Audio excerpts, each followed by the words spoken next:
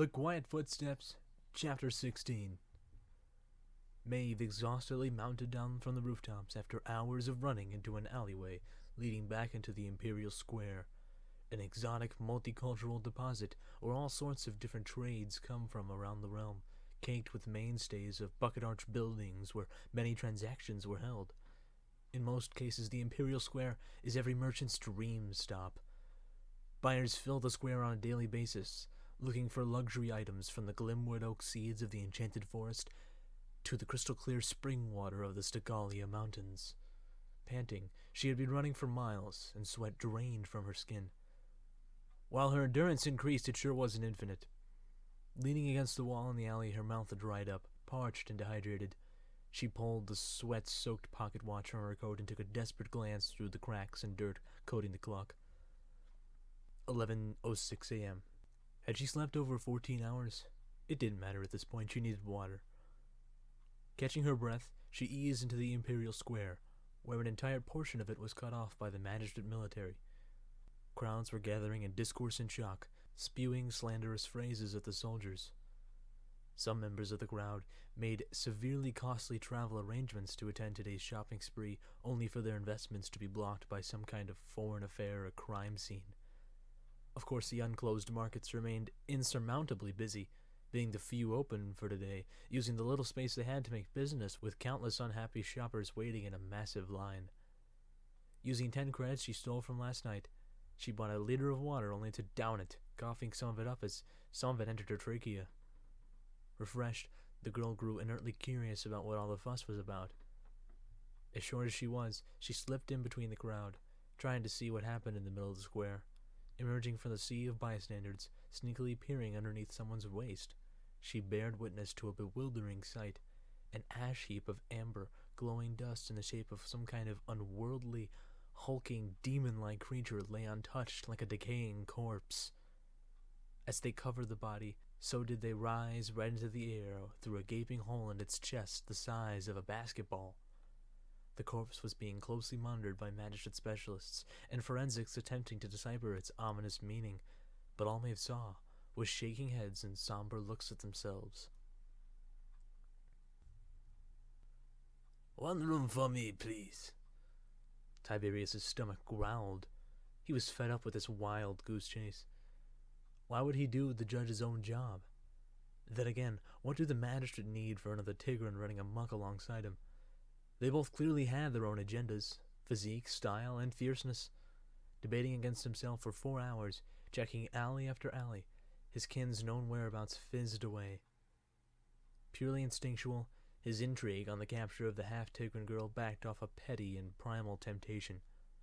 This part of the realm was alien to Tiberius, and nothing but his insatiable charisma guided his every move after being barbarously kicked from his clan through honorable gladiatorial combat. While hoping to capitalize on the unrest of the district, instead he was by proxy tasked to annihilate one of the most fearsome foes he had ever witnessed. As soon as he redeemed himself in the train district, he humbled himself only to immediately return to his innate restlessness, incompleteness, a search for a more unique challenge. Surely with the capture of this abominous offspring of human and Tigran, Tiberius will forever immortalize himself in tales of traditionalism and conquest for the Tigran race. But first, he needed a well-deserved, heroic rest. "I'm sorry, sir? Is it sir?" the attendant nervously asked behind her straight black hair. "So you are telling me you don't know who I am?" The Tigran warrior grinned with pride. "Do you have a reservation?" She tidied herself up and neatly put her hair back and cleared her throat. "We are quite back tonight, sir. A lot of noble refugees from the keep's tragic collapse." "Yes, and the moon rises at twilight." Tiberius budged, leaning in and raising his eyebrow. "You mean to tell me you wouldn't let a hero like me, imbued with purpose, in a room after this most glorious stationery?" The attendant blushed and glanced at her long, her face blank but flattered by his diction. "Wait," she realized, peeking her head up from her desk. "You were the one who—" Tiberius smiled. 300. She returned the smile, keys in hand. "Top floor on the left. Made just for you. Can't miss it." Tiberius grasped the woman's hand for the key. adversary. And he swiped the key and hustled arrogantly up the stairs. Maeve threw the rain boots across the empty clearing, faintly hearing their squeaky rubber landing on the ground. She used the money from last night on a sweet new pair of street runners she nabbed from a nearby shoe store. She gawked at their fit, elegance, and feel, shaking her calf, and held a large pair of clippers.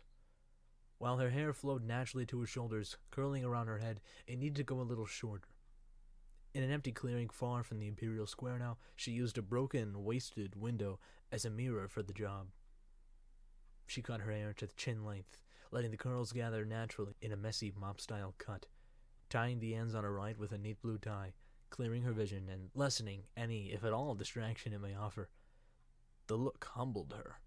She had certainly changed from the gutter snipe in the alley a week prior. The coat changed her life. The risk changed her life. Her wacky luck changed her life. Maeve gazed back at the majesty of the trade district, into the clearing at the towering buildings and the vibrant style choices akin to a memory she never had. The biggest building from her was the Magistrate Royal Hotel, its roof from what she recalled sheltering her before her daring heist, now bombarding her wits through its enormous scale, proving how insignificant the little girl actually was, its balconies outstretching the walls, advertising its punctually luxurious, expensive outreach. Maeve squinted and bore a confident grin. I'm gonna climb that tower,